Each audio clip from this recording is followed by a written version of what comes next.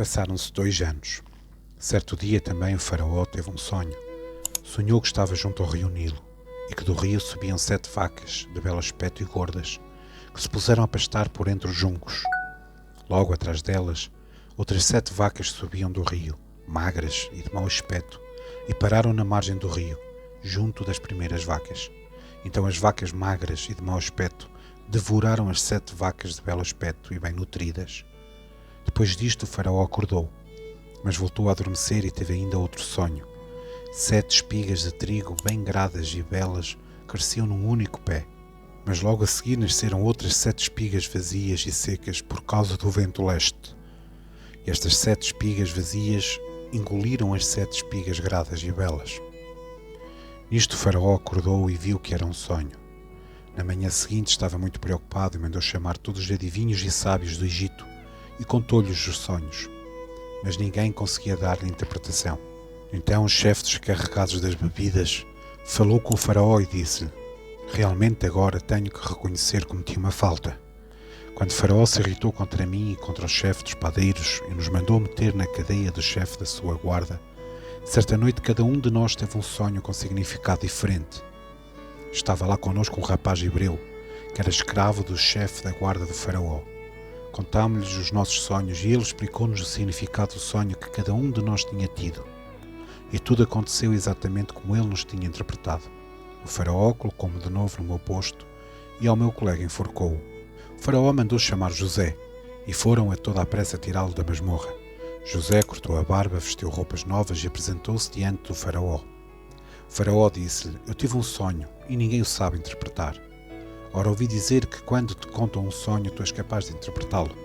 José respondeu: isso não depende de mim. Deus é que há de dar a resposta para bem do faraó. Então o faraó contou a José: eu sonhei que estava na margem do rio Nilo. Nisto vi 7 vacas gordas e de belo aspecto que saíam do rio e iam pastar por entre os juncos. Logo depois 7 outras vacas saíam do rio magras e de mau aspecto, como eu nunca tinha visto em todo o Egito. As vacas magras e de mau aspecto devoraram as 7 primeiras vacas, as gordas. Mas mesmo depois de as terem comido, ninguém diria que as tinham comido, porque continuavam magras como antes. Nesse momento acordei, mas depois voltei a ter outro sonho. Eram 7 espigas que cresciam num só pé de trigo, gradas e belas, mas logo a seguir arrebentaram outras 7 espigas vazias e secas, por causa do vento leste. Então as 7 espigas vazias engoliram as 7 espigas boas. Contei isto aos adivinhos, mas ninguém foi capaz de me dar uma explicação. José disse então ao faraó: os 2 sonhos de faraó são na realidade um só. Foi Deus que quis comunicar ao faraó aquilo que ele vai fazer. As 7 vacas gordas representam 7 anos e as 7 espigas boas significam também 7 anos. Fazem parte de um único sonho. As 7 vacas magras e de mau aspecto que vieram depois são igualmente 7 anos, bem como as 7 espigas vazias e secas pelo vento leste. São 7 anos de fome que hão de vir. É como eu disse a vossa majestade. Deus mostrou ao faraó aquilo que vai fazer.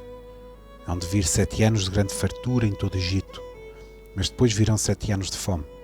Toda a gente se esquecerá da fartura que havia antes no Egito e a fome levará o país à ruína.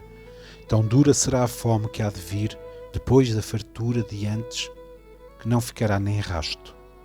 E quanto ao facto de o sonho ter sido visto por 2 vezes, significa que Deus está mesmo decidido a pôr isso em prática muito em breve. Por isso, Vossa Majestade devia procurar um homem inteligente e sábio para o encarregar de dirigir o país. Deve igualmente nomear e estabelecer governadores pelo país, a fim de recolherem 1/5 da produção do Egito durante os 7 anos de fartura. Que eles recolham todo o trigo que sobra durante estes bons anos que estão para vir e o armazenem em cada uma das cidades, às ordens do faraó, para depois alimentar o país.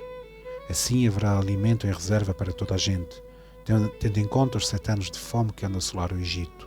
Desta forma, a fome não há de destruir o país. O plano exposto por José agradou ao faraó e aos conselheiros. Então o faraó disse aos seus conselheiros: seremos porventura capazes de encontrar um homem tão inspirado por Deus como este? Por isso declarou a José: visto que Deus te deu a conhecer todas estas coisas, não há ninguém tão inteligente e sábio como tu. Ficas encarregado de dirigir o meu palácio e todo o meu povo se submeterá às tuas ordens. Só eu serei maior do que tu, porque sou o rei. O faraó continuou ainda: portanto, ficas nomeado governador de todo o país do Egito. Ao dizer isto, tirou da sua mão um anel com o selo real e colocou na mão de José. Mandou-lhe vestir roupas de linho fino e colocar ao pescoço um colar de ouro. Depois convidou-o a subir para o carro destinado ao principal colaborador do faraó e ordenou que à frente dele fosse um arauto a gritar: prestem homenagem.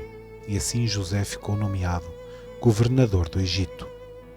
O faraó declarou a José: eu sou o faraó, mas sem a tua autorização ninguém pode fazer seja o que for no Egito. O faraó deu a José o nome de Safnat-Panea e deu-lhe em casamento Asenat, filha de Potifera, sacerdote de Heliópolis. Depois José saiu dali para ir percorrer todo o Egito. José tinha 36 anos de idade quando compareceu diante do faraó, rei do Egito. Depois despediu-se do faraó e começou a viajar por todo o Egito. Durante os 7 anos de fartura, a terra produziu colheitas muito abundantes. Ele mandou recolher durante aqueles 7 anos tudo aquilo que sobrava e mandou armazenar nas várias cidades, para vir a servir de reserva de alimento. Em cada cidade, armazenava tudo o que sobrava da colheita dos campos da região. José conseguiu assim armazenar trigo em tão grande quantidade como as areias do mar. José teve mesmo de deixar de o medir, porque já ninguém o conseguia medir. Antes ainda de terem chegado aos anos de fome, a mulher de José, Asenat, filha de Potifera, sacerdote de Heliópolis, deu à luz 2 filhos. Ao mais velho, José deu o nome de Manassés, porque dizia ele: Deus fez com que eu pudesse esquecer todos os meus sofrimentos e a casa do meu pai.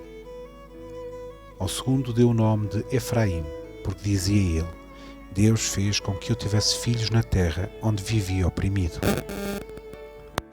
Acabaram-se aqueles 7 anos de fartura que houve no Egito e começaram os 7 anos de fome, tal como José tinha anunciado. Em todos os outros países havia fome, mas no Egito havia comida.